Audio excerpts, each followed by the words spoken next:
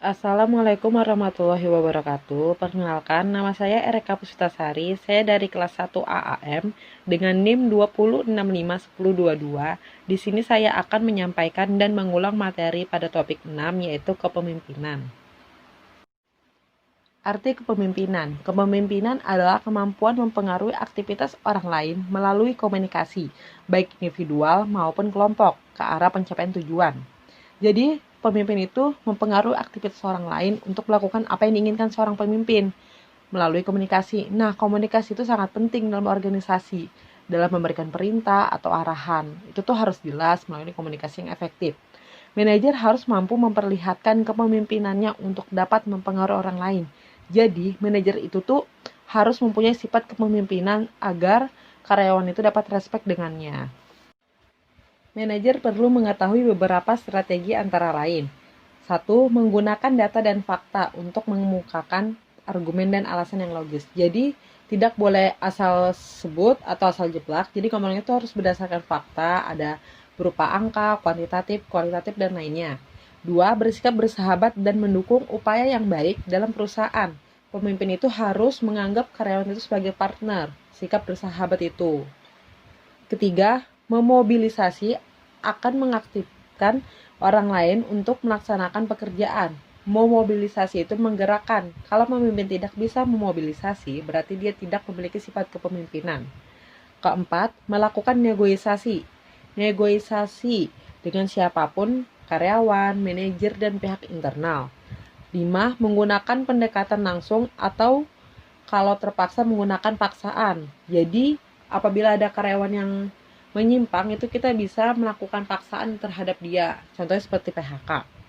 6. Memperoleh dukungan dari atasan atau orang-orang memiliki kedudukan lebih tinggi dalam organisasi. Jadi, adanya dukungan dari atasan itu manajer sebagai politisi. 7. Memberikan sanksi dan hukuman terhadap perilaku yang menyimpang. Jadi kalau ada karyawan yang korupsi, menggunakan properti perusahaan untuk keperluan pribadi, itu tuh perilaku yang menyimpang contohnya ya. Jadi dapat diberikan sanksi. Teori-teori kepemimpinan, teori sifat, trait teori. Teori ini disebut teori The Great Man, yang menyatakan bahwa seseorang yang dilahirkan jadi pemimpin, apakah ia mempunyai sifat atau tidak mempunyai sifat sebagai pemimpin. Jadi pada dasarnya kita tuh semuanya memiliki sifat kepemimpinan, tetapi kita tidak menyadarinya. 4 sifat umum yang mempunyai pengaruh terhadap kesuksesan kepemimpinan di dalam organisasi. 1. Kecerdasan. Pemimpin itu harus cerdas, bisa berargumen, dapat memajukan perusahaan. 2. Kedewasaan dan hubungan sosial yang luas. 3. Motivasi diri dan dorongan berprestasi. Kita harus mempunyai motivasi diri untuk maju. 4. Sikap hubungan manusiawi atau human skill. Teori kelompok. Teori ini beranggapan bahwa agar tujuan tercapainya maka harus terdapat suatu pertukaran yang positif di antara para pemimpin dan pengikutnya. Contohnya, seperti mengadakan rapat secara berkala, kepemimpinan itu bisa berhasil asal mau mendengarkan dan mendukung pendapat karyawannya. Teori situasional dan model kontingensi. 1. Hubungan kemanusiaan atau gaya yang lunak dihubungkan dengan pemimpin yang tidak terlihat perbedaan yang besar di antara teman kerja yang paling banyak dan paling sedikit disukain. Maksudnya itu, pemimpin itu tidak peduli buat karyawan yang tidak disukai atau tidak dikenal, jadi dianggapnya sama semua. 2. Gaya terorientasi tugas dihubungkan dengan pemimpin yang melihat suatu perbedaan besar di antara teman kerja yang paling banyak dan paling sedikit disenangin, dan memberikan suatu gambaran paling tidak menyenangkan pada teman-teman kerja yang paling sedikit disukai.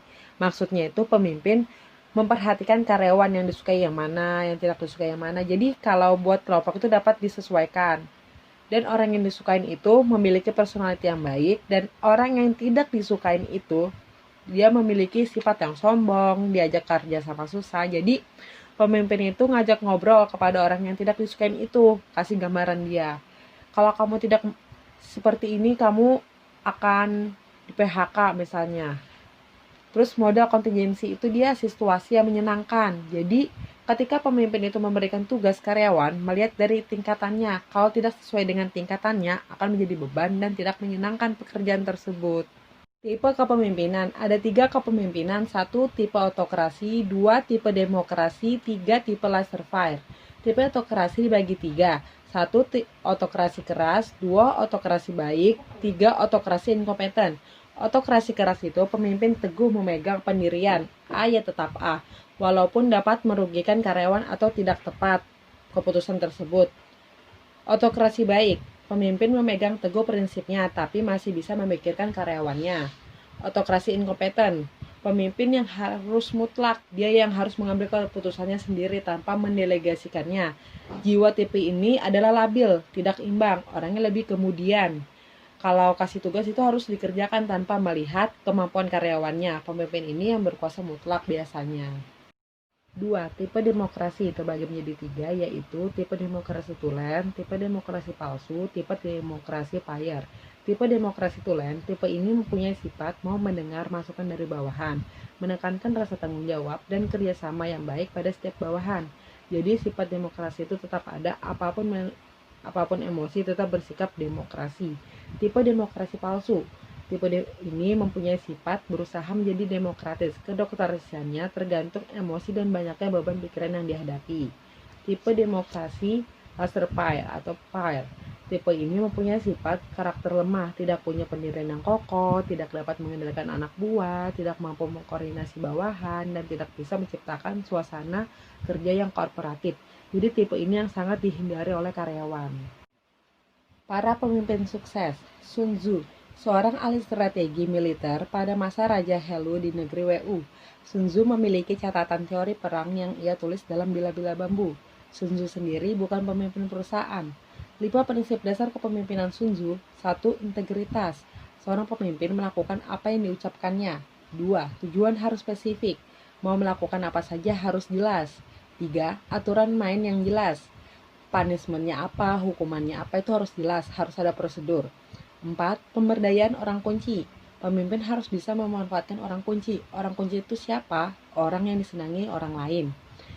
5. Ketegasan. Tidak boleh pelin-pelan. Steve Jobs, lahir di San Francisco, California, Amerika Serikat, 24 Februari 1955. Pemimpin perusahaan Apple Computer, Next Computer, dan Pixar Innovation Studios. Jobs merupakan pemimpin yang persuasif dan karismatik serta pemimpin yang mudah berubah pikiran dan beremosi tinggi. Karya Steve Jobs, Apple I, Apple II, Macintosh, iPod, iPhone, dan iPad. Steve Jobs itu adalah penguasa Apple. Joni Darmawan Danusasmita, pimpinan PT Toyota Astra Motor, CEO terbaik tahun 2019 dan 2011. Joni Darmawan merupakan sosok yang santun, ramah, dan rendah hati, pemimpin yang berani, tegas, dan visioner. Jadi Joni Darmawan Danusasmita itu pemimpin yang berani mengambil keputusan dan visioner. Konsep 3 winning yang dikemukakan oleh Joni Darmawan Danusasmita. Konsep pertama, seorang pemimpin itu harus punya konsep ke depan, mau melakukan apa yang sudah jelas ke depannya. Jadi dia harus tahu apa yang harus dilakukannya nanti ke depannya. Konsep kedua, membuat sistem untuk menjadikan konsep tersebut. Konsep ketiga, dibutuhkan tim yang kuat dan solid untuk mensukseskan konsep tersebut. Sekian dari saya, terima kasih. Wassalamualaikum warahmatullahi wabarakatuh.